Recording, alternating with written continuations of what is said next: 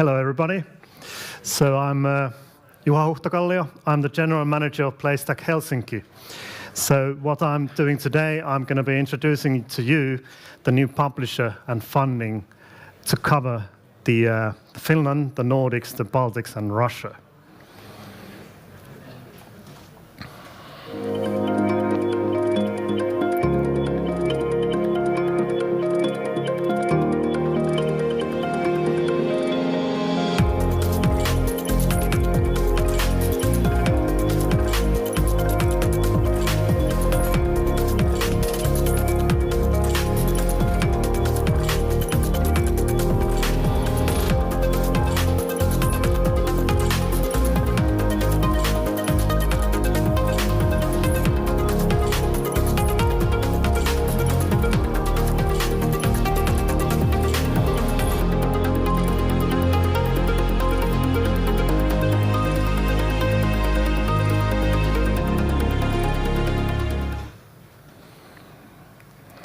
So, okay, of course, our headquarters is in London, and of course we operate globally. But I'll be working here in Helsinki. So, about my background, I've been with games ever since I was 12. The first thing I did was a game after Hello World, and I think that's still the reasonable thing you can do with computers, games. I had many roles in the industry, being from developer to scriptwriter to now being a general manager. And I've been part of building the education around here in Finland to the biggest in the capital region. And I've worked with loads and loads of games and received loads of awards. I've worked with companies like Digital Chocolate Housemarque and Kuosama, and I'm a member of the Neo Games board. So what happened to me? So why am I here today? This started 2 years ago at Pocket Gamer. So that's the first time I met with PlayStack. And at the time, I would meet Aaron, who was in the previous panel, and Harriet from the time. And ever since that, we were in talks, and we had many options of what we're going to do together. But during these talks, we realized we have a mutual shared vision, and this led to us being acquired by PlayStack. So now we are a very proud and happy member of the PlayStack family. And we just opened the offices here in Helsinki, in it's 1 minute from the central railway station. So we're very central. And our first recruitments are going to be one 3D artist and producer. But what does PlayStack actually do? So it's a publisher, and we're looking to make a new kind of approach on how to make this happen. So we're not a traditional publisher looking to do like, okay, do you have mid-core games which has great metrics? We're going to do it a bit different. So we're going to be looking to recognize great future games already in early stage or later stage, but we're looking for something that has the potential to come something a little bit bigger than just a hit game. But what we can offer for developers, we can offer help in doing the actual game and getting the game published. So already we in Helsinki studio, we're getting really great support from the London studio. So think about having the best possible advisors you could ever dream of. That's what you get. Of course, you get the funding help to make the thing happen, technical help, you can get some tools that can help your development, but any kind of help is available. And the goal of PlayStack is to make the difference here. So helping developers in a new complete way of getting their games to the market.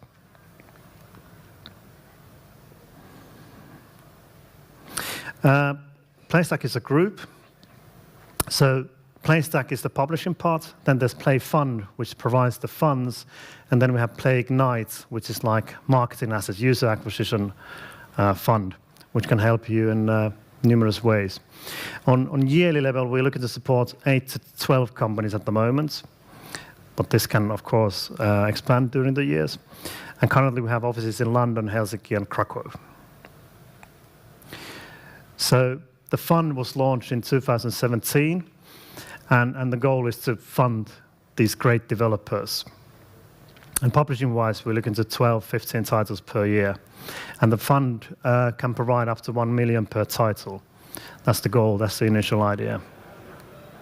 Then at Play Ignite, there's 3 kinds of capital you can get. You can get capital against your forthcoming revenues from the App Store, or if you have some tax credits coming up, you can get for that also, but also like the user acquisition part that you can also get from the Plague Knights. Then PlayStack has very strong platform relationships. Every game published so far has been featured, and the access is direct, so the connections are direct to there. And this helps a lot when you're launching your game, obviously. So this is a really great asset in that sense. And here's one game. So not so many games have been put out yet, but there's going to be way more in the near future. But one of the first ones out there is called Snipers versus Thieves. And this was launched with this whole structure in place. And it's actually been featured and by Google and Apple on global. And it's getting millions of users and it's making lots of profit. So this is a good example that this can happen, this can work for you. So here's, in short, what kind of games we're looking for. So, like I mentioned, we're looking on innovation is one key thing, that there's something new to it, that we can make something maybe not unseen, something unseen yet, or then it can be something innovation within the genre or in the games market itself. But if you're looking to do the same that's been done already, we're not looking for new Clash of Clans with similar metrics. Or Candy Crush remake. We're looking something different, maybe on a new platform or new approach or new audience on how to do that. So we're looking to innovate inside the industry.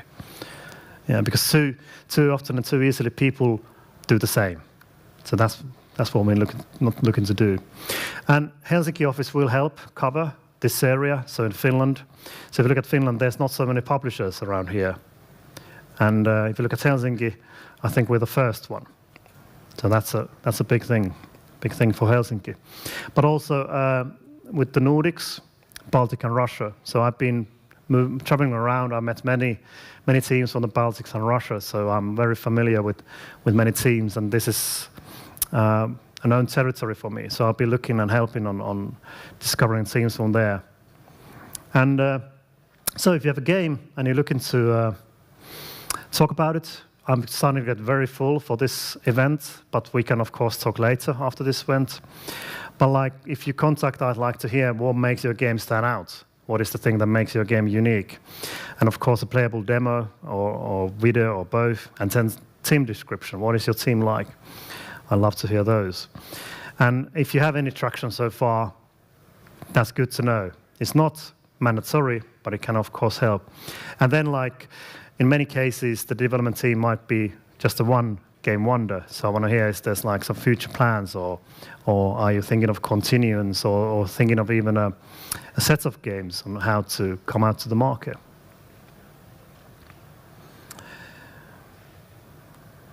Yeah, I've been fast.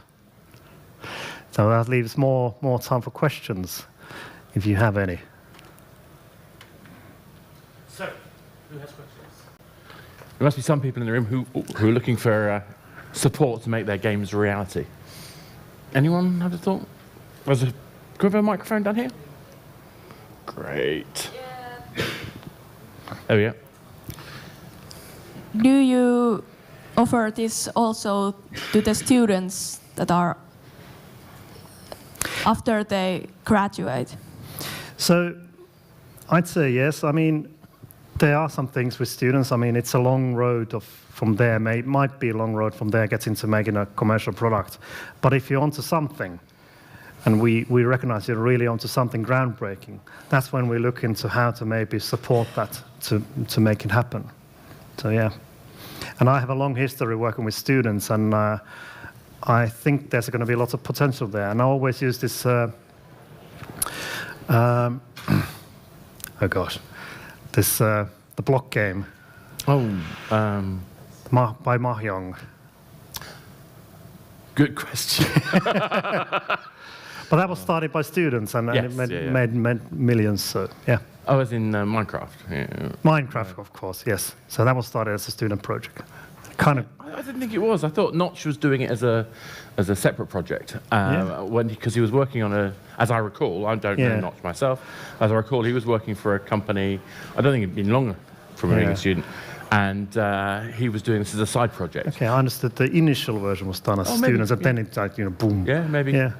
So, I mean, it just shows, though, there are lots of student... My favourite example is the company called State of Play, who did Ludacity, which is basically this beautiful piece of art, which is a narrative-based game. And it's all basically real-world models, screen captured, and then having gameplay layered on top of that screen capture. Amazing. Yeah. But you wouldn't get that without having an outreach to a student audience. Yeah, and often industry people think like, okay, let's remake this, make a little twist to it.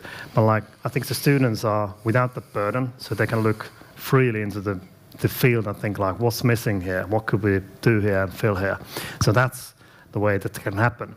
Then the next question is the execution, and that can be usually the barrier. But that's where we could possibly help. Yeah. So I mean, one of the things that I think is really interesting about this process is how you find great games. Yeah. And I think part of that, like you said, one of the key things is, this ability to show that it's a team that you're working with, not just an individual game title. So it's interesting with the student question, how you then how do you find a way to balance off the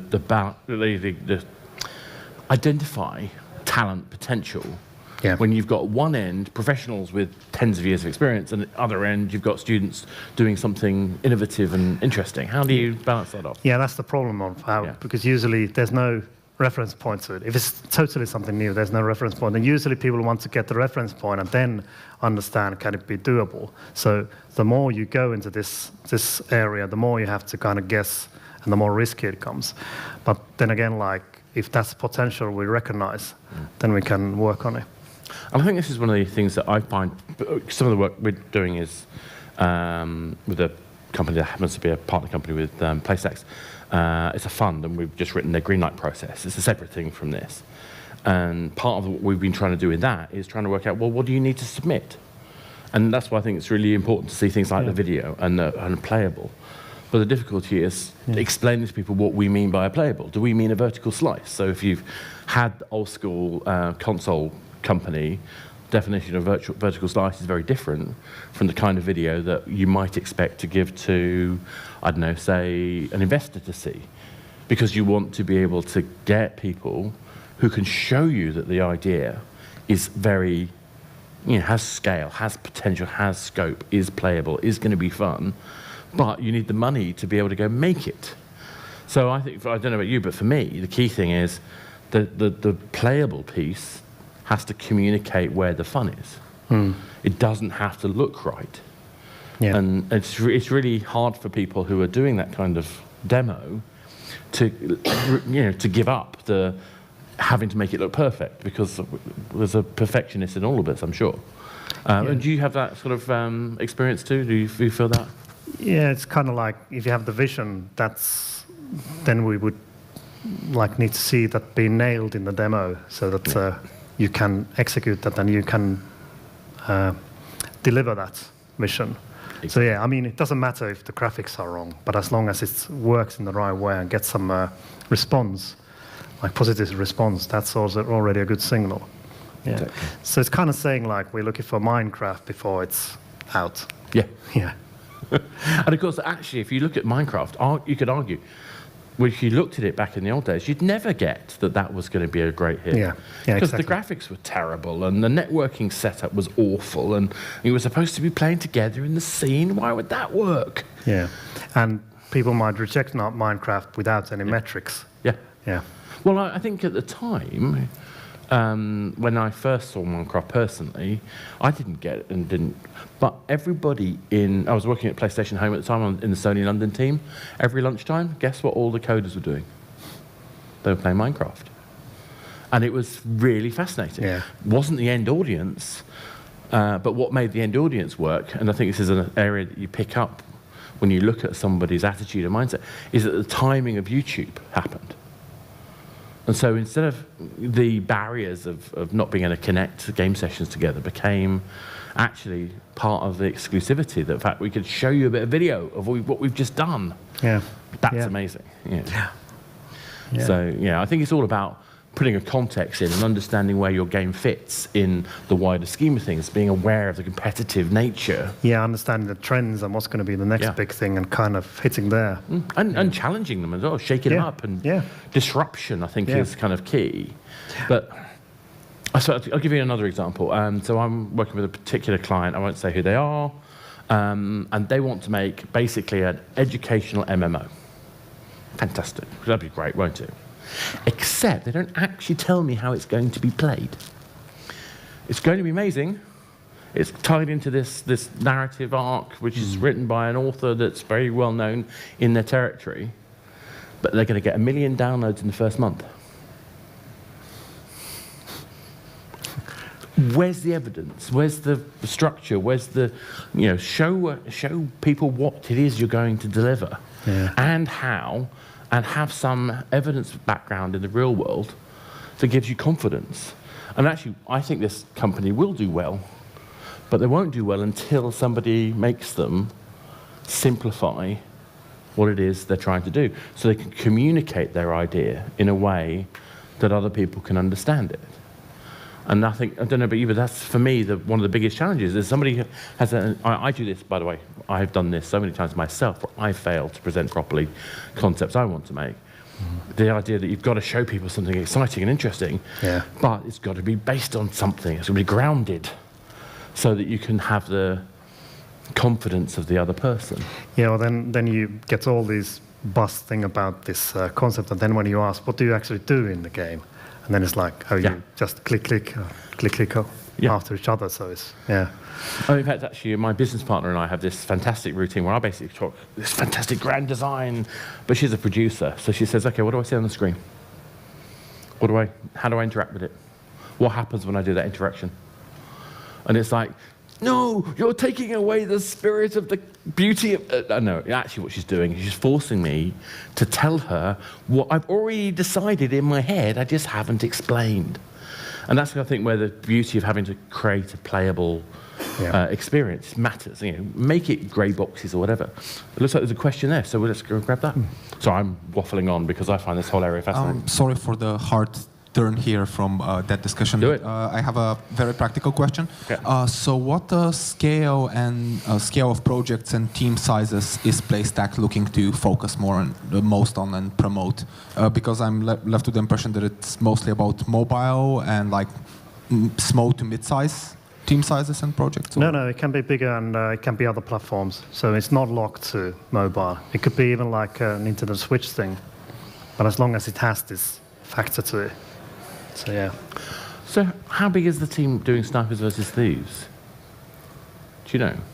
No, I don't actually. Sorry? Okay. 20, is it? Yeah. Because it feels like it's a relatively sizable, team, isn't it? In terms of, So it's not, that seems a little bit bigger than most sort of small mobile teams that would start out. So.